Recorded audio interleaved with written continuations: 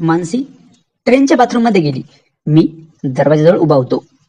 ती आतमध्ये थोडा वेळ होती आणि तिने नंतर मला आवाज दिला की बाथरूममध्ये ये. मी पण बाथरूममध्ये गेलो आणि मानसीने मला बाथरूममध्येच. नमस्कार मित्रांनो, स्वागत आहे तुमचं आमच्या चॅनलमध्ये. तुम्ही जर अजून आमचं चॅनल सबस्क्राईब केलं नसेल तर प्लीज चॅनलला सबस्क्राईब नक्की करा. 4-5 दिवसाची सुट्टी काढून मी गावी चाललो होतो.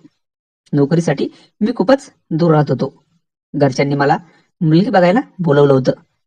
माझा तर लग्नाचा काहीच विचार नव्हता, पण घरचे खूपच फोर्स करू लागले की मुलगी बघायला ये म्हणून. मी रात्री प्रवास करणार होतो. माझं तिकीट कन्फर्म झालं नव्हतं, त्यामुळे मला लोकल डब्यामध्ये प्रवास करावा लागणार होता. ट्रेन रात्री 10 वाजायला होती. मी 9 वाजता स्टेशनवर पोहोचलो होतो. स्टेशनवर तर गर्दी होती, पण एवढी पण जास्त गर्दी नव्हती.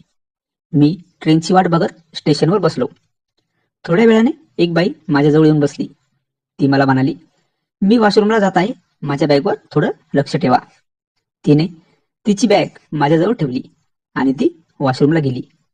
10-12 मिनिटे झाली तरी ती आलीच नाही. तिला एवढा वेळ का लागला असेल मी विचार करत होतो आणि ती आली.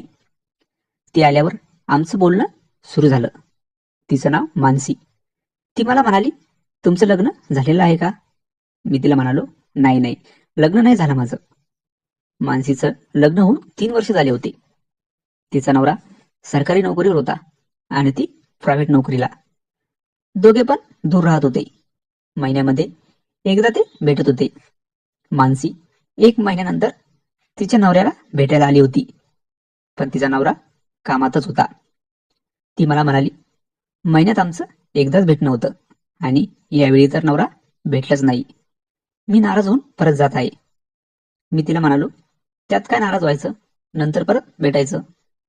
मानसी म्हणाली, अरे तुला नाही समजणार नवरा बायकोचं भेटणं कसं असतं तर.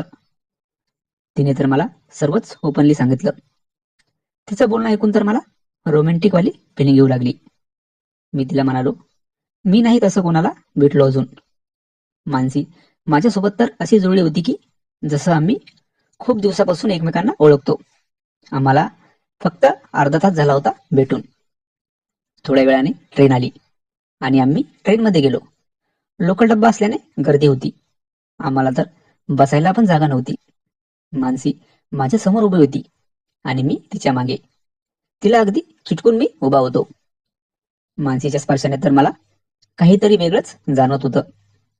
मानसी मला म्हणाली, एवढं पण चिटकून नको उभं राहू, माझ्या फिलिंग जाग्या होईल. मी तर तिला परत परत. आता मानसी मला म्हणाली, मला बाथरूमला जायचं आहे, तू माझ्यासोबत चल. मानसी ट्रेनच्या बाथरूममध्ये गेली. मी दरवाजाजवळ उभा होतो. ती आतमध्ये थोडा वेळ होती आणि तिने नंतर मला आवाज दिला की बाथरूममध्ये ये. मी पण बाथरूममध्ये गेलो आणि मानसीने मला बाथरूममध्येच. ती माझ्यासोबत असं काही करेल मला वाटलं नव्हतं.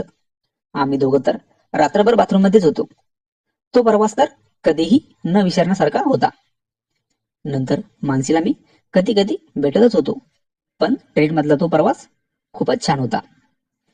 ही कथा पूर्णपणे काल्पनिक असून वास्तविक जीवनाशी काहीही संबंध नाही. ही कथा फक्त मनोरंजनासाठी आहे. मित्रांनो, कथा आवडल्यास चॅनलला सबस्क्राईब करा. धन्यवाद.